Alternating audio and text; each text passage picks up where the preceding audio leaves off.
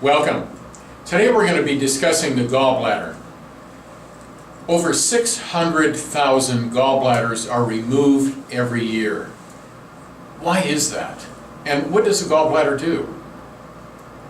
That's the purpose of this talk, is how to prevent your gallbladder from being removed if it hasn't been, and if it has been, what you should be doing to help the function of your digestive system. Okay? And the other is just to understand what the gallbladder is, what it does, and how we can keep it healthy. 600,000 gallbladders a year is a lot of gallbladders. What does the gallbladder do? Well, basically what the gallbladder does is it stores bile. It stores bile, and bile is a substance that is secreted when you eat to emulsify fat. It basically helps break down fats in the body. Without bile, you don't do that. And if you have problems emulsifying fats, over a period of time, you could also run into problems with fat-soluble vitamins. You know, vitamins like A, E, D, you could actually become deficient in those if you have gallbladder problems. But the gallbladder is very important, not only for fats, but also plays a big role in protein digestion. You know, it's one of those organs you don't pay attention to unless it's really bothering you. And when it is, it can really, really be annoying. Indigestion can be very severe. You can have a lot of pain with gallbladder problems. And what causes those problems are a couple things. Number one, you can actually develop stones in the gallbladder, and those stones can create a lot of pain. But you don't have to have stones to have gallbladder problems. You can also have a backup of the bile, and as that happens, the bile becomes very thick, very dirty, kind of like dirty motor oil, and it becomes very toxic.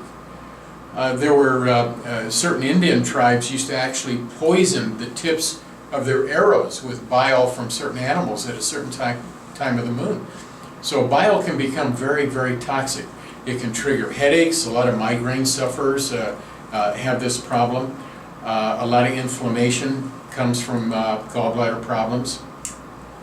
So that's a couple of the main problems.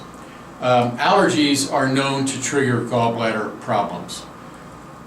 Certain foods can definitely aggravate the gallbladder, create indigestion, also create pain.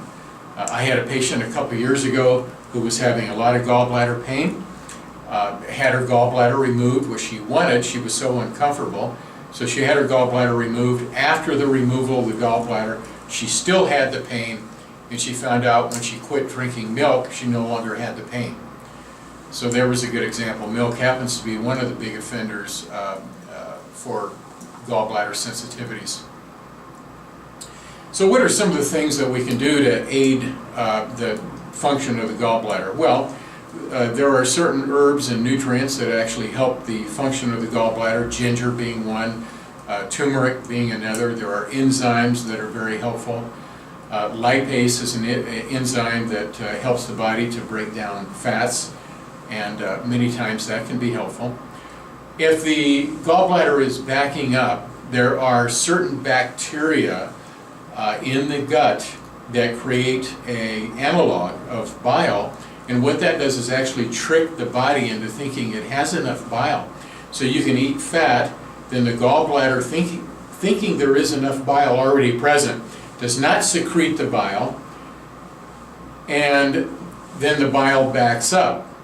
Okay, so what I'm saying is that the ecosystem or not enough friendly bacteria in the intestines can be a factor in gallbladder problems, and it's something that I suggest to all my patients that I'm working with gallbladder issues, is take good probiotics as well. So, foods. It's important to pay attention to diet for gallbladder health, especially if you're already having symptoms. Obviously, fried foods are going to be very, very hard on the gallbladder. Oils of any type stress the gallbladder. Other foods like pork, we want to stay away from. Chocolate can be a big offender. Wheat flour products we want to be careful with. So foods play a big part. Fried foods are another biggie. No fried foods if you're worried about your gallbladder health, for sure. Coffee, if it's not organic coffee, it's known that a fumigant that's used on coffee beans as they come into the United States is very toxic to the gallbladder. So anyway, there's some tips as far as keeping your gallbladder healthy. And by the way, if you've already had your gallbladder removed, then it's very, very important that you take a digestive aid every time you eat, because you still need that function of the bile, even though you no longer have a gallbladder. So ox bile, taurine, and again, enzymes, particularly lipase, can be very, very beneficial. Thanks for watching.